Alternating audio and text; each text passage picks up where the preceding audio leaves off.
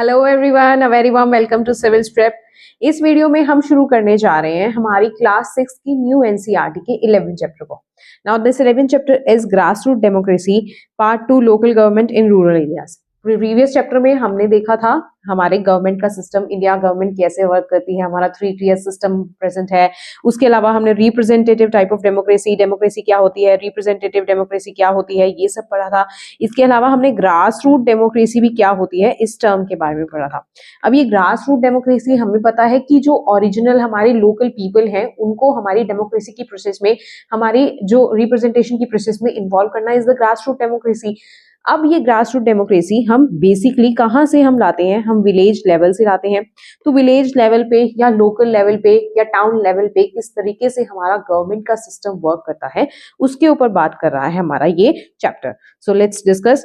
अब यहाँ पे सबसे पहले कुछ डेटा एंड फिगर्स दिए गए हैं कि हमारे इंडिया में अबाउट 6 लाख विलेजेस हैं, 8000 टाउन्स हैं एंड 4000 सिटीज हैं। तो हमारी पॉपुलेशन का अबाउट 2/3 यानी 66% of our population resides in these areas. तो ये एरियाज हमारे लिए कितने ज्यादा इंपॉर्टेंट हो जाते हैं। अब इतनी पॉपुलेशन, अगर हमारी 60% से ज्यादा की पॉपुलेशन हमारी इन एरियाज में रहती है, तो इस पॉपुलेशन का हमारी गवर्नमेंट की प्रोसेस में, गवर्नेंस की प्रोसेस में ये इन पॉपुलेशन का इंक्लूड होना बहुत ज्यादा जरूरी है ताकि हमारी डेमोक्रेसी एक एक्चुअल डेमोक्रेसी बन सके। तो इसीलिए ग्रास रूट डेमोक्रेसी का कंसेप्ट जो है वो इमर्ज हुआ।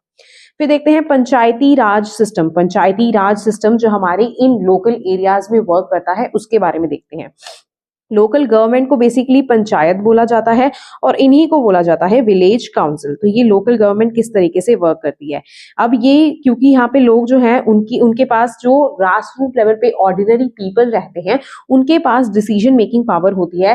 तो इसी पंचायती राज, पंचायत को पंचायती राज भी बोला जाता है क्योंकि लोगों के पास अपनी यहाँ पे सेल्फ गवर्नमेंट प्रेजेंट है।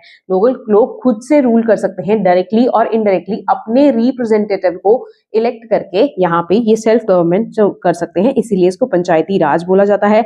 And panchayat plays a vital role in addressing the local issues, development को प्रमोट करके एंड इंश्योरिंग कि बेनिफिट्स जो गवर्नमेंट स्कीम्स के हैं वो ग्रास रूट लेवल पे यानी हमारे बिल्कुल बॉटम लेवल पे हर एक इंडिविजुअल तक पहुंच सके। इसलिए ये हमारा grass root level of democracy या पंचायत सिस्टम या पंचायती राज सिस्टम वर्क करता है। तो किस तरीके से हमारा ये जो पंचायती राज सिस्टम है ये वर्क करता है, ये भी जैसे हमने देखा था कि हमारा जो इंडिया का गवर्नमेंट सिस्टम है वो 3 टीयर गवर्नमेंट सिस्टम है, जिसमें हमारी national level of government which is known as the central government, state level government, then हमारा लोकल लेवल ऑफ गवर्नमेंट। तो 3 टीयर्स में हमारा गवर्नमेंट का सिस्टम जो है वो वर्क करता है। उसी तरीके से हमारा ये लोकल गवर्नमेंट का सिस्टम या पंचायत का सिस्टम या पंचायती राज का सिस्टम जो है वो 3 टीयर्स में वर्क करता है। सबसे नीचे आता है हमारा विलेज लेवल का गवर्नमेंट का सिस्टम, जिसमें विलेज परिषद या ग्राम पंचायत जिसको हम कहते हैं, तो ये वर्क करती है। देन सेकंड हमारा आता है ब्लॉक लेवल का सिस्टम। यहाँ पे ब्लॉक पंचायत, पंचायत समिति या मंडल परिषद, इनको डिफरेंट डिफरेंट स्टेट्स में डिफरेंट डिफरेंट नामों से जाना जाता है और ये एरिया स्पेसिफिक होते हैं। तो ये ब्लॉक लेवल पे काम करता है। और उससे ऊपर आता है हमारा डिस्ट्रिक्ट लेवल का यहाँ पे पंचायती राज सिस्टम, जिसमें डिस्ट्रिक्ट पंचायत और या जिला परिषद जो है वो काम करता है। तो ये 3 टीयर पे हमारा जो ये पंचायती राज सिस्टम है ये वर्क करता है हमारी grass root level of democracy को इंश्योर कराने के लिए। तो ये 3 लेवल यहाँ पे 3 टीयर सिस्टम इसी के बारे में बताया गया है। और इन इंस्टीट्यूशन टुगेदर ये सारे इंस्टीट्यूशंस आपस में मिलके रिस्पॉन्सिबिलिटीज कवर करते हैं almost all the aspects of जो हमारे गवर्नेंस का सिस्टम, हमारे डिस्ट्रिक्ट्स को जो दिया गया है, जो एरियाज में हमारी डिस्ट्रिक्ट्स को काम करना चाहिए, वो 3 टीयर सिस्टम ये मिलके ही इन एरियाज में काम करता है। वो एरियाज कौन कौन से हैं, जैसे हमारे डिस्ट्रिक्ट्स को एग्रीकल्चर के लिए वर्क करना होता है, हाउसिंग के लिए, maintenance of road management of the water resources, education, health care sector, social welfare का सेक्टर, टू कल्चरल एक्टिविटीज का सेक्टर। तो इन सारे सेक्टर्स में अच्छे से काम करता है हमारा ये 3 टीयर सिस्टम आपस में मिलके। फिर देखते हैं हमारी ग्राम पंचायत के बारे में। ये टर्मिनोलॉजीज इतनी ज्यादा इंपॉर्टेंट है, यूपीएससी रिपीटेडली अपनी स्टेटमेंट बेस्ड क्वेश्चंस में जब भी पॉलिटी से क्वेश्चंस पूछता है तो ये इन टर्मिनोलॉजीज की इन डेप्थ आपको समझ होनी चाहिए, इससे रिलेटेड क्वेश्चंस पूछता है। सबसे पहले देखते हैं कि हमारा ग्राम पंचायत एंड ग्राम सभा क्या होता है। तो ग्राम सभा से रिपीटेडली क्वेश्चंस पूछे जाते हैं क्योंकि ये थोड़ा सा कंफ्यूजिंग होता है। ग्राम सभा क्या होता है? ग्राम सभा एक group of adults from the village, adults यानी 18 प्लस के जो भी यहाँ पे एक विलेज में जो पर्सन्स रिसाइड कर रहे हैं वो उसको ग्राम सभा कहते हैं। अब ये जो ग्राम सभा के मेंबर होते हैं ये हमारे इनको डायरेक्टली इलेक्ट करने का काम करते हैं हमारे ग्राम पंचायत के लोगों को। तो ये चीज आपको डिफरेंस क्लियर होना चाहिए। ग्राम पंचायत के लोगों को हमारे सभा के लोग इलेक्ट करते हैं, और ग्राम सभा में कौन से लोग आते हैं? Adult people of that particular village. तो हमारे ग्राम सभा में अडल्ट लोग आ जाएंगे, उनको इलेक्ट करने का काम करते हैं, वो इलेक्ट करने का काम करते हैं हमारे ग्राम पंचायत के लोग को। तो ये हमारे यहाँ पे डायरेक्टली इलेक्टेड हो गए बाय द ग्राम सभा। अब जो ग्राम सभा के लोग हैं, क्योंकि इसमें हमारे अडल्ट आते हैं, तो यहाँ पे जो मैन एंड वुमेन है ये डिस्कस करते हैं ऑल द इंपॉर्टेंट मैटर्स और डिसीजन यहाँ पे लेते हैं। अब ये ग्राम सभा एंड ग्राम पंचायत में आपको डिफरेंस क्लियर होने के बाद, तो ग्राम पंचायत अब क्या करता है, एक हेड को इलेक्ट करता है जिसको कॉमनली सरपंच या प्रधान, ये अलग अलग एरियाज में इनको अलग अलग नामों से जाना जाता है। वैसे ये अल्टरनेटिवली सेम होते हैं, या तो उस एरिया में पर्टिकुलरली प्रधान होगा या सरपंच होगा, इसको हमारा ग्राम पंचायत इलेक्ट करता है। तो आपको ये डिफरेंस समझ में आना चाहिए कि ग्राम सभा में हमारे अडल्ट लोग आ गए, उन्होंने इलेक्ट करा ग्राम पंचायत को, और ग्राम पंचायत ने इन टर्न इलेक्ट करा हमारे सरपंच को, या अल्टरनेटिवली इसी को कुछ जगह पे प्रधान बोला जाता है। तो प्रधान को, सॉरी ये ऐसे आएगा PRADHAN, तो प्रधान को यहाँ पे इलेक्ट करने का काम करते हैं हमारे ग्राम पंचायत के लोग। अब यहाँ पे कुछ एग्जांपल्स दिए गए हैं जो आप अपने मेंस में यूज कर सकते हैं। जैसे सरपंचेस के एग्जांपल दिए कि इन्होंने बहुत ही एग्जाम्पलरी वर्क करा है। ये ध्यानेश्वर कांबले एक ट्रांसजेंडर वुमेन है। तो अगर आपके ऐसे राइटिंग में आपको ट्रांसजेंडर से रिलेटेड कुछ लिखना हो तो आप इनका एग्जाम्पल लिख सकते हैं। ये महाराष्ट्र में 2017 में ये सोलापुर डिस्ट्रिक्ट ऑफ महाराष्ट्र की में ये इलेक्ट हुई थी। ग्रास रूट डेमोक्रेसी के रिलेटेड इन्होंने वर्क करा था। इनका जो मोटो था दैट वाज लोक सेवा ग्राम सेवा। तो ये इन्होंने सर्विस करी थी। इस तरीके से इन्होंने अपने जो grass root level of democracy है उसको प्रमोट करने का काम करा था। और वुमेन से रिलेटेड भी अगर आपको कुछ लिखने को आ जाए तो भी आप ये इनके एग्जांपल्स लिख सकते हैं। वुमेन से रिलेटेड आप एग्जांपल लिख सकते हैं। ये भील कम्युनिटी की एक वुमेन है विच इज वंदना बहादुर माइदा। तो ये भी हमारी मध्य प्रदेश से फर्स्ट फीमेल सरपंच बनी थी अपने विलेज की। तो यहाँ पे ये एग्जाम्पल भी आप लिख सकते हैं। ऑल्दो इसके अलावा अगर ट्राइबल कम्युनिटी से रिलेटेड भी कुछ लिखने को आ जाए तो भील कम्युनिटी से ये इलेक्ट हुई है, तो ट्राइबल से रिलेटेड भी आप लिख सकते हैं कि ट्राइब्स भी अपनी grass root level of democracy को प्रमोट कर सकते हैं। तो इसमें आप ये एग्जाम्पल कोट कर सकते हैं। फिर नेक्स्ट एग्जाम्पल हम ले सकते हैं हमारे महाराष्ट्र की अहमदनगर डिस्ट्रिक्ट का एक विलेज है हिवरे बाजार। तो यहाँ पे फ्रीक्वेंट ड्रॉट्स की कंडीशन देखी जाती थी, पुअर एग्रीकल्चर यील्ड देखी जाती थी। अब बहुत ज्यादा सूखा पड़ रहा है तो एग्रीकल्चर यील्ड भी बहुत ज्यादा अच्छी नहीं होती थी। तो यहाँ पे एक एग्जाम्पलरी वर्क करा by this person, this is Popatrao Baguji Pawar. तो इन्होंने वहां पे रेन वाटर हार्वेस्टिंग जैसे टेक्निक्स को यूज करा। वहां पे जो रेन वाटर आता थी उसके वाटर को कंजर्व करा, और वहां पे जो फ्रीक्वेंट ड्रॉट्स की जैसी कंडीशंस आती थी उसको इन्होंने यहाँ पे खत्म करने का काम करा। और ये जो पूरा विलेज था इसको एक प्रोस्पेरस विलेज में कन्वर्ट कर दिया विद इन फ्यू ईयर्स। तो ये एग्जांपल भी आप लिख सकते हैं कि किस तरीके से हमारी जो ये पंचायती राज सिस्टम है, हमारी ग्रास रूट डेमोक्रेसी है, वो किस तरीके से हमारे छोटे छोटे इश्यूज जो हम हायर लेवल पे जाके सॉल्व नहीं कर पाते उनको सॉल्व करने का काम करता है। यहाँ पे कम्युनिटी पार्टिसिपेशन भी बहुत ज्यादा इंपॉर्टेंट वर्क करता है। तो कम्युनिटी पार्टिसिपेशन से रिलेटेड भी अगर कुछ लिखने को आ जाए तो भी आप इस तरीके के एग्जांपल्स को कोट कर सकते हैं। आपकी एथिक्स की केस स्टडी में भी अगर आपको यहाँ पे पंचायती राज सिस्टम का कोई रोल दिखाना हो या कम्युनिटी पार्टिसिपेशन का रोल दिखाना हो तो इस तरीके के एग्जांपल्स आप यूज कर सकते हैं। तो ये न्यू एनसीईआरटीज जैसे हमारे यूपीएससी ओरिएंटेड ही बनी हो, तो ऐसे इस तरीके से मुझे जब जैसे जैसे मैं इसको पढ़ रही हूँ तो मुझे लग रहा है कि यूपीएससी से रिलेटेड आपको बहुत सारी चीजें इसमें मिल जाएगी। इतने अच्छे अच्छे एग्जाम्पल्स यहाँ पे मेंशन्ड है। इन एग्जाम्पल्स को आप अपने आंसर्स में कोट कर सकते हैं और ज्यादा मार्क्स को फेच कर सकते हैं। फिर नेक्स्ट इंपॉर्टेंट कंसेप्ट है हमारा चाइल्ड फ्रेंडली पंचायत। तो चाइल्ड फ्रेंडली पंचायत इनिशिएटिव में यहाँ पे जैसे नाम से ही पता चल रहा है कि चिल्ड्रन को ध्यान में रखते हुए, चिल्ड्रन के कंसर्न्स को ध्यान में रखते हुए इस पंचायत का जो है वो फॉर्मेशन हुआ था। इसका जो कंसेप्ट है वो ओरिजिनेट हुआ था। तो ये पंचायत का इनिशिएटिव है चाइल्ड फ्रेंडली पंचायत। ये क्यों स्टार्ट करा गया था? ये स्टार्ट करा गया था by giving the children opportunities to express their ideas and opinions on the matter जो उनके well-being से related concern थे।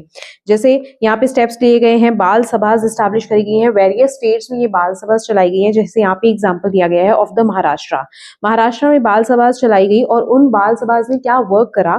they work to eliminate the child labor और child marriages जैसी जो प्रॉब्लम्स थी, चिल्ड्रन से रिलेटेड जो प्रॉब्लम थी उसको एलिमिनेट करने में हेल्प करी इन बाल सभास ने। और बहुत सारे चिल्ड्रन ने एक साथ आके इन्होंने अपने स्कूल की कंडीशंस को भी इम्प्रूव करने का काम करा। अरेंज मैरिज जो गर्ल्स की छोटी एज में ही कर दी जाती थी उसको भी यहाँ पे रिड्यूस करने के लिए काम करा इन बाल सभाज ने महाराष्ट्र में। तो बाल सभाज यहाँ पे इंपॉर्टेंट हो जाती है, न्यू कंसेप्ट है जो हमारी एनसीईआरटी में मेंशन है। फिर यहाँ पे बहुत सारे initiative, child friendly initiative Sikkim की बाल सभा के द्वारा भी लिए गए हैं, उसका भी यहाँ पे एग्जांपल देते हैं। सिक्किम की एक ग्राम पंचायत है दैट इज सांगू राधू खांडू ग्राम पंचायत। तो इस ग्राम पंचायत के बारे में ये बताते हैं कि इन्होंने जो वहाँ पे स्कूल की वॉल्स थी उनको यहाँ पे बड़ा बना दिया ताकि जो चिल्ड्रन है वो ज्यादा सेफर फील करें, वो प्रोटेक्टेड रहें। और to ensure the students get hygienically cooked mid day meals इनकी ज्यादा हाइजीनिकली कुक्ड हो, इसलिए इन्होंने स्कूल्स में किचन को कंस्ट्रक्ट कराने का काम करा। और इसी तरीके से ये जो ग्राम पंचायत थी ये with time child friendly gram panchayat declare कर दी गई। तो ये एग्जाम्पल्स आप अगेन अपने मेंस के आंसर राइटिंग में यूज कर सकते हैं, बहुत ज्यादा अच्छे एग्जाम्पल्स हैं ये। फिर चिल्ड्रन की पार्लियामेंट, राजस्थान का एग्जांपल देते हैं कि चिल्ड्रंस पार्लियामेंट शुरू हुई and offshoot of the Bunkers Roy barefoot challenge initiative. इसके अलावा मतलब इस Bunkers Roy barefoot challenge initiative के वन ऑफ द पार्ट था ये हमारी चिल्ड्रंस पार्लियामेंट। तो यहाँ पे जो 8 से 14 साल के बच्चे थे इनको गवर्नेंस के प्रोसेस में एंगेज करा गया ताकि ये गवर्नेंस का प्रोसेस देश में किस तरीके से चलता है, किस तरीके से हमारी गवर्नमेंट जो है वो वर्क करती है उसको समझ सके। ये अपने जो भी इनको राइट्स अवेलेबल हैं उनके में समझ सके, इन राइट्स को ये इंश्योर कराने के लिए किस तरह के ये प्रोसीजर को फॉलो कर सकते हैं। इस पूरे के पूरे गवर्नेंस सिस्टम को हमारे जो चिल्ड्रन हैं वो 8 से 14 साल के बच्चे जो हैं वो समझ सके, तभी वो इंश्योर करा सकेंगे कि वो अपने राइट्स जो हैं उनको ये ले सके। तो ये चिल्ड्रन पार्लियामेंट का कंसेप्ट जो है वो शुरू हुआ था। The initiative foster leadership skills आ गई हैं इससे बच्चों में, सोशल अवेयरनेस आ गई है, that's enable children to challenge societal names and norms and advocate for the change. अगर सोसाइटी में किसी भी तरीके से कोई भी इनके ऊपर हार्मफुल डिस्क्रिमिनेशन हो रहा है या ये अपने राइट से वंचित रह रहे हैं तो ये जो रिक्वायर्ड स्टेप्स हैं उनको ले सके, ऐसा ये इंश्योर कराती है हमारी ये चिल्ड्रंस पार्लियामेंट। तो ये भी बहुत अच्छा एग्जांपल आप यूज कर सकते हैं। Then children's parliament initiative received many accolades including the world children honorary award in 2001। Then panchayat samiti and जिला परिषद के बारे में बात करते हैं। हमने हमारे पहले भी डायग्राम आया था जो एक पिरामिड टाइप ऑफ स्ट्रक्चर आया था जो हमारे इस चैप्टर के स्टार्टिंग में आया था, उसमें हमने ये 3 टियर पंचायती राज सिस्टम के बारे में देखा था। तो उसमें हमारा सबसे ऊपर नीचे था दैट इज ग्राम पंचायत के ऊपर देन ब्लॉक लेवल पे वी हैड द पंचायत समिति। अब पंचायत समिति ग्राम पंचायत और जिला परिषद के बीच में एक कनेक्टिंग लिंक की तरह काम करता है। और थर्ड लेवल है हमारा जिला परिषद, it is at the district level. तो 3 टियर पंचायती राज सिस्टम हमारे इंडिया में मेजॉरिटी ऑफ द स्टेट्स में वर्क करता है। ये 2 टियर से 4 टियर भी वेरी करता है, ये स्टेट टू स्टेट वेरी करता है क्योंकि इसमें किस तरीके का पंचायती राज सिस्टम अडॉप्ट करना है ये स्टेट्स के ऊपर वेरी करता है। Otherwise most of the states में ये 3 टियर पंचायती राज सिस्टम हमारे इंडिया में प्रेजेंट है। The members of these institutions are elected by the, तो ये मतलब बताया गया है कि पंचायती राज सिस्टम हमारे ब्लॉक लेवल पे है, ये इसे कनेक्टिंग लिंक काम करता है हमारे ग्राम पंचायत और जिला परिषद के बीच में। The members of these institutions are elected by the local people, but they may have other members like यहाँ पे सरपंच हो सकते हैं विलेजेस में इन पर्टिकुलर, इस पर्टिकुलर पंचायत समिति में। इसके अलावा हमारे स्टेट लेजिस्लेटिव असेंबली में या स्टेट लेजिस्लेचर्स में जो मेंबर्स हैं और वो मेंबर पर्टिकुलरली किसी एक विलेज का लोकल मेंबर है तो वो भी हमारे इस पंचायत समिति का मेंबर हो सकता है। तो यहाँ पे इस ये sarpanch and the local members of the state legislative assembly भी हमारी पंचायत समिति के मेंबर्स हो सकते हैं। The composition of the panchayat samiti differs from the state to state. इसका कंपोजिशन, इसका 3 टियर स्ट्रक्चर होना या ना होना ये स्टेट टू स्टेट वेरी करता है क्योंकि ये पावर हमें हमारे स्टेट के पास दे रखी है। बट इनका मोर और लेस जो मेन एम होता है, मेन ऑब्जेक्टिव होता है, that is quite same. The role वो है the role in strengthening and participation of the local people, ताकि लोकल पीपल अपनी जो लोकल लेवल की डेवलपमेंट है उसमें अपना इंश्योर करा सके। जो गवर्नमेंट की कुछ वेरियस स्कीम्स हैं, वेरियस स्कीम्स के लिए जो फंडिंग है वो इन लोकल लेवल की पीपल को प्रोवाइड करवाई जा सके। जो ये लोग हैं आपस में कोऑर्डिनेट करके डेवलपमेंट को इंश्योर कराते हैं, एज वेल एज जो इनको वेरियस स्कीम्स से जो फंडिंग आनी है वो फंडिंग इनको मिल सके। और ग्रास रूट लेवल पे जो वेरियस स्कीम्स चलाई गई हैं उनका इम्प्लीमेंटेशन ये इंश्योर कराते हैं। जैसे यहाँ पे एग्जाम्पल दिया गया है ऑफ द प्रधानमंत्री ग्राम सड़क योजना। ये योजना एम ही करती है for the construction of the all weather roads in the rural areas, तब क्योंकि ये रूरल एरियाज को ध्यान में रख के बनाई गई है, तो ये बहुत ज्यादा जरूरी है कि इसका इम्प्लीमेंटेशन अच्छे से हो सके, और ये हमारा पंचायती राज सिस्टम ही इसको इंश्योर कराने का काम करता है। इसके अलावा हमारा पंचायती राज सिस्टम में हमारा कॉन्स्टिट्यूशन प्रोवाइड करवाता है 1/3 रिजर्वेशन टू द वुमेन।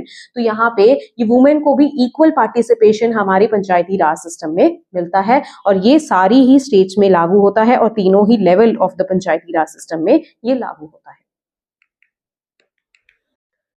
अब नेक्स्ट देखते हैं, ये लाइन मैंने आपको एक्सप्लेन कर ही दी है। फिर अर्थशास्त्र लिखी गई थी बाय द कौटिल्य या चाणक्य भी जिनको कॉमनली बोला जाता है। तो अर्थशास्त्र में ये अबाउट 2300 ईयर्स अगो इसको लिखा गया था।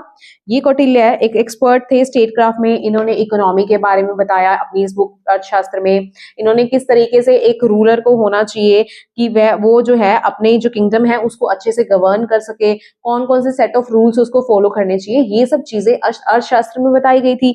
तो यहाँ पे ये सिस्टम कौटिल्य जो है, he was an expert in state craft. इन्होंने भी एक्सप्लेन करा है कि how a whole administrative structure could be put in a place from village to the regional capital। तो यहाँ पे ये भी हमारी village level of the governance को प्रमोट करने की बात करते हैं। किंग ये कहते हैं कि किंग शैल एस्टैब्लिश अ संग्रहण, एक सब डिस्ट्रिक्ट हेडक्वार्टर, एक 10 हर 10 विलेजेस के लिए इनको इस्टेब्लिश करना चाहिए। डिस्ट्रिक्ट हेडक्वार्टर जिनको इन्होंने नाम दिया करवतिका, ये 100 विलेजेस के लिए इनको इस्टेब्लिश करना चाहिए। एंड 400 विलेजेस के लिए, एवरी 400 विलेजेस के लिए द्रोणामुख इस्टेब्लिश करना चाहिए, एंड एवरी 800 विलेजेस के लिए इनको स्थानीय यानी कि प्रोविंशियल हेडक्वार्टर्स को इस्टेब्लिश करना चाहिए। मतलब ये भी गवर्नेंस के सिस्टम को वेरियस टीयर्स में डिवाइड करके रूल करने के लिए या गवर्न करने के लिए बात करते हैं। तो इससे हमें ये पता चलता है कि जितना ज्यादा हम अपनी डेमोक्रेसी को या हम अपनी रूलिंग्स को ग्रास रूट लेवल पे लेके जाते रहेंगे, उतना ज्यादा हमारा गवर्नेंस का सिस्टम अच्छा होगा, क्योंकि उतना ही हम कम्युनिटी पार्टिसिपेशन या पीपल का पार्टिसिपेशन इंश्योर करा सकेंगे। और जितना ज्यादा कम्युनिटी का पार्टिसिपेशन या पीपल का से होता है इन एनी गवर्नेंस प्रोसेस, उतना ज्यादा वो पर्टिकुलर जो रूलर की कंट्री है वो उतनी ज्यादा उसकी स्टेबिलिटी के चांसेस बढ़ जाते हैं। तो इसी तरीके से हम हमारे किंगडम को या हमारी कंट्री को जो है वो स्टेबल बनाने के चांसेस को इंक्रीज कर सकते हैं। तो ये हमारे कौटिल्य ने भी कहा था, और ये हमारी ग्रास रूट डेमोक्रेसी के वेरियस एग्जांपल्स जो हमने इस चैप्टर में पढ़े हैं उससे भी हमें पता चल रहा है कि हमारी जो ग्रास रूट लेवल की प्रॉब्लम्स हैं उनको रिजॉल्व इसी लेवल पे, पंचायती राज लेवल पे ज्यादा अच्छे से किया जा सकता है। So this was all about this chapter. Just you need to follow Civils Prep channel to make your preparation simplified. आपको UPSC related content के लिए हमारे चैनल को जरूर फॉलो करना चाहिए। Thank you so much. Have a nice day.